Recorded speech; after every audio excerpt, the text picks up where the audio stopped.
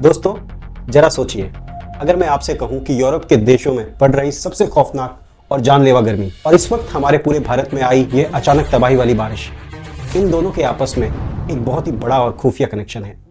इस साल जून के महीने में जहां पूरा भारत मानसून के लिए तरस रहा था, किसान खेतों में खेती करने की बजाय बादलों का इंतजार कर रहा है और हर तरफ भयानक सूखा देखने को मिल रहा है। वहीं जुलाई की शुरुआत होते ही अचानक ऐसा क्या बदल गया कि आईएमडी को पूरे देश में रेड और ऑरेंज अलर्ट्स की एक पूरी सीरीज जारी करनी पड़ गई। उड़ीसा से लेकर राजस्थान तक, मुंबई से लेकर दिल्ली, पंजाब तक और पूरे नॉर्थ ईस्ट तक अचानक बाढ़ जैसे हालत बन गए। और ठीक उसी समय यूरोप में इसी मौसम की वजह से सिर्फ 8 दिनों में 3,500 से ज्यादा लोगों की मौत हो जाती है। आपने सही सुना, सिर्फ जून और जुलाई के इस एक महीने के अंदर हजारों लोग अपनी जान गंवा देते हैं। अकेले फ्रांस में यूजुअल से लगभग 29% ज्यादा लोग इस गर्मी में मरे हैं। आखिर ऐसा क्या हुआ कि सिर्फ जून और जुलाई के इस एक महीने में ही पूरी दुनिया का मौसम इतना ज्यादा पागल हो गया? दोस्तों, ये कोई कोइंसिडेंस या इत्तेफाक नहीं है।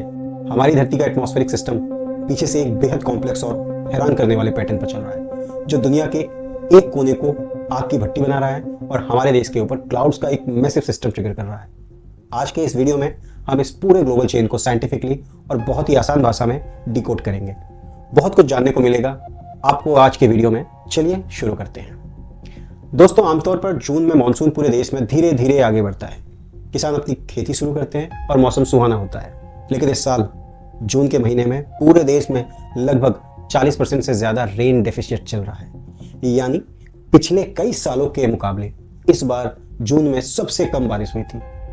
हर कोई परेशान था कि आखिर इस बार बादल कहाँ है। हम लोग भी आजकल यही देख रहे थे। लेकिन जैसे ही जुलाई शुरू हुआ, बादलों ने एक पावरफुल क्लाइमेट ट्रिगर की वजह से पूरे देश पर एक साथ भारी बारिश शुरू कर दी। बे ऑफ बंगाल में एक अजीब लो प्रेशर सिस्टम बनता है और उड़ीसा के 5 बड़े डिस्ट्रिक्ट्स में रेड अलर्ट जारी हो जाता है। कुछ ही घंटों में वहां बाढ़ जैसे हालत बन जाते हैं। दूसरी तरफ राजस्थान में, जहां लोग सूखा एक्सपेक्ट करते हैं, वहां दुंगारपुर और बंसवाड़ा में इतना पानी गिरा कि सड़कों पर गाड़ियां तैरने लगी। मुंबई की सड़कों पर पानी भर गया और दिल्ली, पंजाब और हरियाणा में आईएमडी ने थंडर और लाइटनिंग के साथ एक्सट्रीम हैवी रेन का अलर्ट जारी किया। और नॉर्थ ईस्ट में अरुणाचल प्रदेश के कई इलाके तो देश से पूरी तरह कट ऑफ हो गए। लेकिन यहाँ पर सबसे बड़ा सवाल यह है, जो मानसून जून में इतना कमजोर था, जुलाई आते ही उसमें अचानक इतनी एनर्जी, इतना मॉइस्चर और इतना बदला हुआ रूप कहाँ से आया? इस डायनेमिक वेदर शिफ्ट को समझने के लिए हमें भारत से 7,000 किलोमीटर दूर यूरोप चलना पड़ेगा। दोस्तों, यूरोप एक ऐसी जगह है जो ठंड के लिए जानी जाती है। हाल ही के दिनों में मैं भी यूरोप गया था। वहाँ के घर और बिल्डिंग्स हमारे इंडिया जैसे नहीं होते हैं। यानी कि वहाँ सीमेंट और ब्रिक्स इस तरह डिज़ाइन किए जाते हैं कि वो अंदर की गर्मी को अंदर ही रोकें। और सबसे हैरान करने वाली बात, वहाँ के 90% से ज़्यादा रेजिडेंशियल होम्स में एसी होते ही नहीं हैं, क्योंकि आज तक कभी ऐसा भयावह चेहरा उन्होंने कभी देखा नहीं। लेकिन इस साल जून के आखिरी हफ्ते में यूरोप में जो हुआ, उसने सारे पुराने रिकॉर्ड्स मिटा कर रख दिए। टेम्परेचर 40 डिग्री सेल्सियस के पार निकल गया। फ्रांस, बेल्जियम और नीदरलैंड में इस साल की सबसे खौफनाक हीट वेव आई।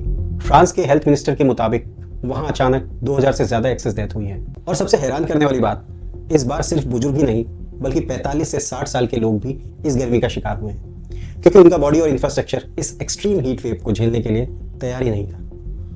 अब आप लोग एक आम इंसान की तरह सोचेंगे, यूरोप में लोग गर्मी से मर रहे हैं और हमारे भारत में मानसून इतना अजीब बिहेव कर रहा है, इसमें आपस में क्या कनेक्शन हो सकता है? दोस्तों, यहीं पर आती है सबसे हैरान कर देने वाली साइंस, जिसे मीटेरोलॉजिस्ट एटमॉस्फेरिक टेलीकनेक्शन कहते हैं। हमारी धरती का एनवायरनमेंट आपस में एक चेन की तरह जुड़ा है। चलिए इसके पीछे के असली विलेन से मिलते हैं, द मास्टरमाइंड जेट स्ट्रीम्स। इस पूरे ग्लोबल वेदर कैओस के पीछे एक मास्टर विलेन बैठा है, जिसे साइंटिस्ट कह रहे हैं सुपर एल नीनो। अब ये एल नीनो किस बला का नाम है? बिल्कुल आसान भाषा में समझते हैं। जब प्रशांत महासागर यानी पैसिफिक ओशियन का पानी आमतौर से ज़्यादा गर्म हो जाता है, यानी सतह पे गर्मी ज़्यादा होने लग जाती है, तो उसे एल नीनो कहते हैं। ये एक नेचुरल साइकिल है, इसलिए कोई आज ही नहीं आया है। एक नेचुरल साइकिल होती है जो हर 3 से 7 साल में आती है। लेकिन इस साल जो एल नीनो आया है, वो हिस्ट्री का सबसे ताकतवर एल नीनो है, इसलिए इसे सुपर एल नीनो कहा जा रहा है। जब समंदर का पानी इतना गर्म होता है, तो हमारी धरती के ऊपर चलने वाली हवा एक हाईवे बना देती है, जिसे हम जेट स्ट्रीम कहते हैं। ये जेट स्ट्रीम दुनिया के मौसम का एक स्टीयरिंग व्हील है। इस बिगड़ी हुई स्टीयरिंग व्हील ने इस बार 2 बड़े वेदर शिफ्ट किए।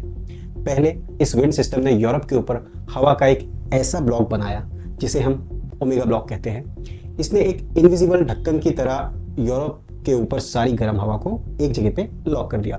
हवा रुक गई और यूरोप आग की भट्टी बन गया। और ठीक उसी समय यही हवा का बिगड़ा हुआ लूप घूमकर इंडिया की तरफ आया। तो इसने मेडिटेरेनियन रीजन से आने वाली वेस्टर्न डिस्टर्बेंसेस के साथ मिलकर एक बड़ा क्लाइमेट इम्बैलेंस क्रिएट कर दिया। खेल यही शुरू होता है। इसने अरेबियन सी और बे ऑफ बंगाल से आने वाली ठंडी मानसून हवाओं को रोककर पीछे ढकेल दिया। बादलों को जून में आगे बढ़ने ही नहीं दिया। आप समझ रहे हैं? पैसिफिक ओशियन का पानी गर्म हुआ। उसने यूरोप में हीट डोम बनाकर हजारों लोगों को इफेक्ट किया और वहीं से हवा का रास्ता बदला तो भारत में जून के महीने में मानसून डिले हो गया। Everything is interconnected. लेकिन दोस्तों, यहाँ पर एक और बड़ा सवाल आता है। अगर मानसून ब्लॉक था तो जब जुलाई में बारिश आई तो देश के अलग अलग हिस्सों में इतना पानी एक साथ क्यों गिरा? इसका जवाब छुपा है फिजिक्स के एक सिंपल रूल में, जिसे कहते हैं थर्मोडायनामिक्स। जैसे जैसे ग्लोबल वार्मिंग बढ़ रही है, हमारी धरती का तापमान बढ़ रहा है, समझिए ऐसे। और गर्म हवा की एक खूबी होती है, वो अपने अंदर ज़्यादा पानी यानी मॉइस्चर होल्ड कर सकता है। तो यानी जितनी ज़्यादा गर्म हवाएं उतना ज़्यादा होल्ड। तो होता क्या है दोस्तों, जो मानसून की बारिश पहले 15-20 दिनों में धीरे धीरे देश के अलग अलग हिस्सों में थोड़ी थोड़ी होनी चाहिए थी, हवा गर्म होने की वजह से वो सारा पानी बादलों में जमा होता रहता है। बादल एक पानी के बड़े गुब्बारे यानी वाटर बलून की तरह बन जाता है और जैसे ही वेदर सिस्टम का रास्ता खुलता है वो सारा का सारा पानी सिर्फ 1-2 घंटे में एक साथ नीचे गिर जाता है। इसे कहते हैं फ्लैश डाउनपोर या एक्सट्रीम रेनफॉल इवेंट। हमारे शहरों का इंफ्रास्ट्रक्चर और ड्रेनेज सिस्टम इस तरह के सडन एक्सट्रीम रेनफॉल को झेलने के लिए डिज़ाइन ही नहीं किया गया है। यही वजह है कि अब देश के कई हिस्सों में सिर्फ आधे घंटे की बारिश में सड़कों पर बाढ़ आ जाता है। दोस्तों, ये पूरी सिचुएशन हमें एक बहुत बड़ा और डरावना सबक सिखाती है।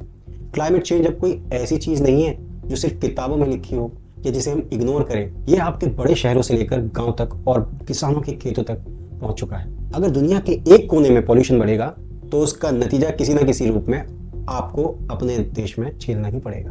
अब वक्त आ गया है कि हम इस ग्लोबल एनवायरनमेंट थ्रेट को सीरियसली समझना शुरू करें और समझना पड़ेगा। जिस तरह से हम आज के हाल देख रहे हैं मौसम के, उस तरह से हमको इसको सीरियसली समझना पड़ेगा। लेकिन यहाँ पर एक सीरियस सवाल मैं आपके लिए छोड़कर जा रहा हूँ। अगर अगले 5 से 10 साल में दुनिया का टेम्परेचर 1.5 से 2 डिग्री और बढ़ गया, यानी सुनने में तो ये अंक काफ़ी कम लगते हैं 1.5 से 2, लेकिन अगर बढ़ जाता है तो क्या हमारे शहर और हमारे खेत खलियान सेफ बचेंगे? आप भारत के या दुनिया के किस कोने से ये वीडियो देख रहे हैं और आपके वहाँ मौसम का क्या हाल चाल है? अपनी जगह का नाम और वहाँ की सिचुएशन नीचे कमेंट्स में जरूर शेयर करें। अगर आपको यह रिसर्च और लॉजिकल एनालिसिस पसंद आई तो इस वीडियो को अपने दोस्तों के साथ, अपनी फैमिली मेंबर्स के साथ, अपने व्हाट्सएप ग्रुप में शेयर जरूर करें ताकि लोगों को इसके पीछे की साइंस और ग्लोबल कनेक्शन समझ आए। चैनल को सब्सक्राइब करना मत भूलना। मिलते हैं ऐसे ही कुछ रोचक वीडियो के साथ अगले वीडियो में।